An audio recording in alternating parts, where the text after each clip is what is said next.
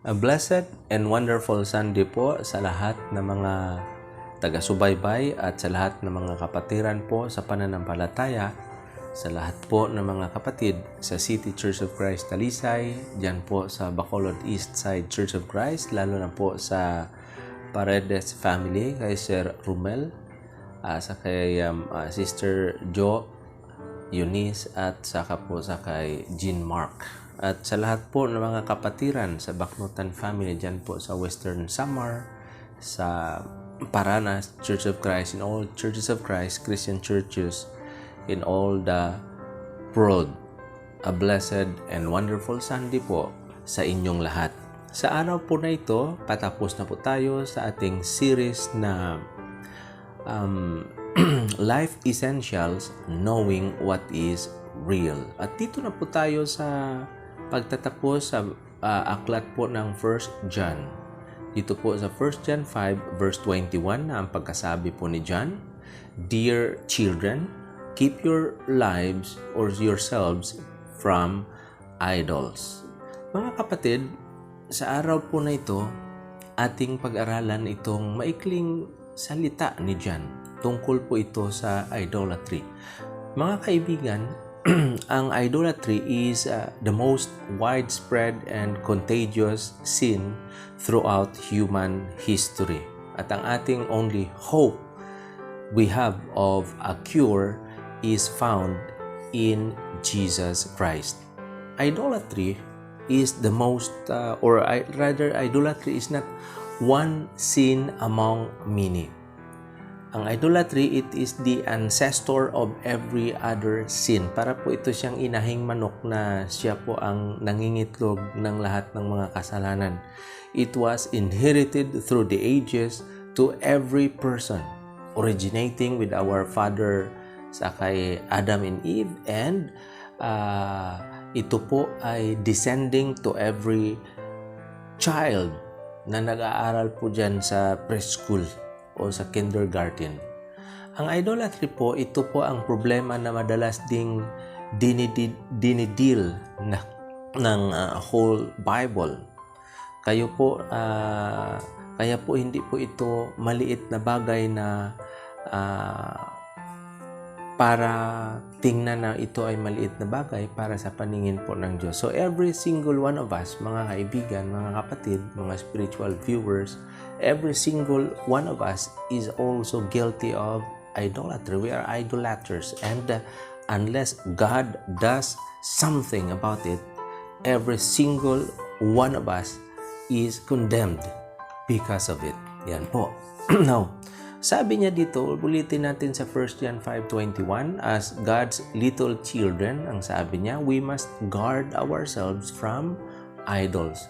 Kapag basahin natin at first glance ang verse 21 ay parang out of context. Ngunit pag balikan mo yung verse 20, John has just mentioned about the true God. Kaya ang kanyang tinutukoy rito ay ang mga false god of the heretics, yung mga kalaban niya nung sinulat niya itong 1 John. Ito po mga heretics nito, ito pong mga false teachers, they denied the God of the Bible. Ang kanilang itinuturo na itong Kristo, itong Christ, came upon the man, Jesus, sa panahon ng kanyang baptism. At iniwan siya just prior to his crucifixion. At hindi sila naniniwala that He is eternal God in human flesh. Kaya dahil sa kanyang false God, dahil sa kanilang mga false gods, naging natural para sa kay John to warn his little children to guard themselves from idols. So, ang pagkasabi po ni John rito sa atin sa araw na ito, we have to avoid the idolatry of the pagans. Hindi lang kailangan wala kang Diyos-Diyosan o false gods, kailangan meron kang true God. Kailangan walang idols o walang ribulto sa loob ng inyong mga bahay, wala dapat sa iyong mga churches, wala dapat sa ating paligid, lalo lang dapat wala ito sa loob ng ating mga puso. So have no object of idolatrous worship, etc., by attending to which your minds may be divided and prevented from worshiping the infinite Spirit in truth and in spirit.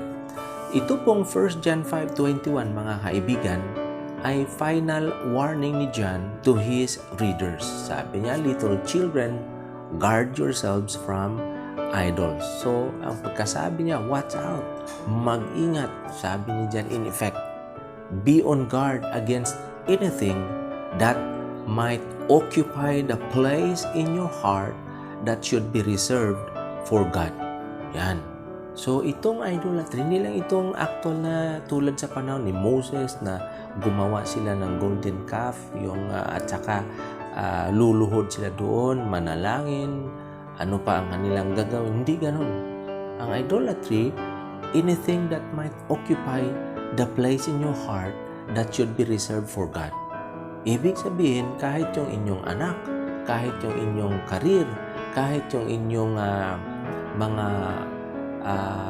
pagmamay-ari, yung inyong mga possessions can become your gods. Yan, hindi po kina-qualified ni John ang warning na ito.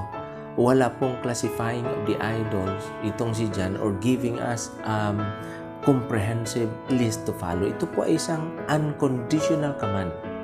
And any idol, regardless of its beauty or usefulness or original purpose, kailangang itakwil, kailangan itong i-set aside so that Christ might reign supreme without a single competitor. Yan. So anything made, anything unmade, visible or unseen that is placed either before the Lord or alongside Him is deemed to be an idol, for He will never share His honor with another because God is a jealous God. So any person, dead or alive, that you place before God is a God, small g, na paano, Diyos-Diyosan yan. So marami tayong mga kababayan na lumalapit, humihiling, magdarasal sa kani-kaninong tao, patay man o buhay, banal man o hindi. Mga kaibigan, ang mga yan ay Diyos-Diyosan dahil there is only one God. The God of Isaac, the God of Abraham, the God of Moses. So, nangyayari po ito ngayon. It happens today. You can make an idol out of anything or anyone in life. Kadalasan, ang mga idols nito are the good things that slither up unnoticed. Hindi natin napapansin. And soon, madiscover na lang natin that they have first place in our hearts. Diba? So it's time or it's high time that they may be dethroned. Alisin sila sa trono ng ating mga puso and yan po ang ating kailangang gawin. So meron lamang isang tunay na Diyos sa langit. May mga taong nanalangin sila sa hayop, sa mga puno, ng mga kahoy. Meron namang nanalangin sa mga kaluluwa ng kanilang mga ninuno na namatay. So any living or non-living thing to whom one depends on for life becomes a God. So anyone that depends on for protection is a God. Kung naglagay kayo sa inyong pinto ng sa pinto ng inyong bahay, naglagay ko ng hexagonal na salamin para i-reflect daw ang bad luck, ay nako, Diyos-Diyosan yan. Kaya sa one of the 10 commandments, ang sabi po dyan sa first commandment, you shall have no other gods before me. No? Diba? So kasi doon kayo umasa o for protection. Pag anong bagay ang inaasahan natin to protect us, magiging Diyos-Diyosan natin yan. Yan ang Diyos-Diyosan ng mga lahat ng tao. So, because only the true God can protect you. Amen? Diba? Tama yan. So, the moment you depend on something for protection or good luck, then that is your God.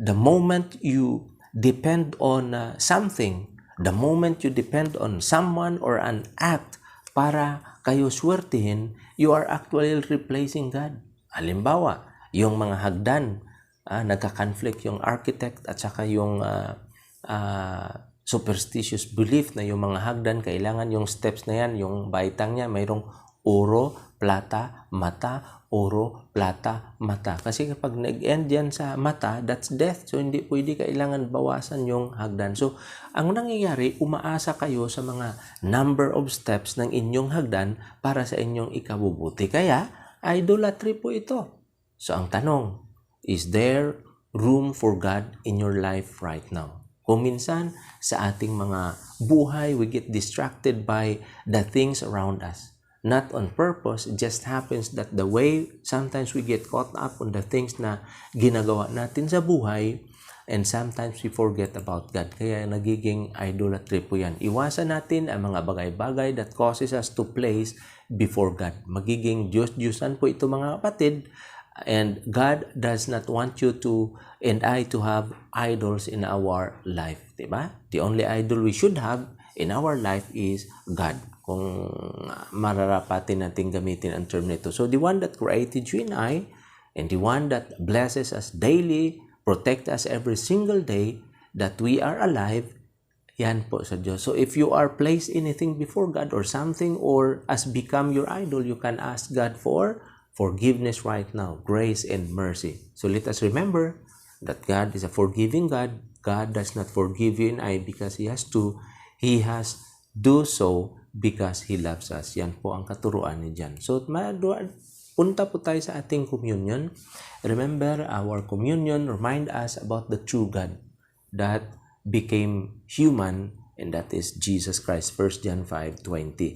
For I received from the Lord what I also passed on to you. The night Jesus betrayed, He took bread. When He had given thanks, He broke it and said, "Take it, this is my body which is for you. Do this in remembrance of me." After supper, He took the cup, saying, "This cup is the new covenant in my blood. Drink this, as often as you drink it, in remembrance of me. For as often as you eat this bread and drink this cup, you proclaim the Lord's death until He comes." Tayo po ay manalangin. Our loving Father, we discover how it is easy for people and things, activities and customs to creep into our lives and push you from the throne of our lives. Help us to stay closer up to you in thought, in word, in deed, knowing that only you and only as you are lifted up on the throne of our lives will the things of this world take their proper subordinate place. This is our prayer in the name of Jesus. Amen.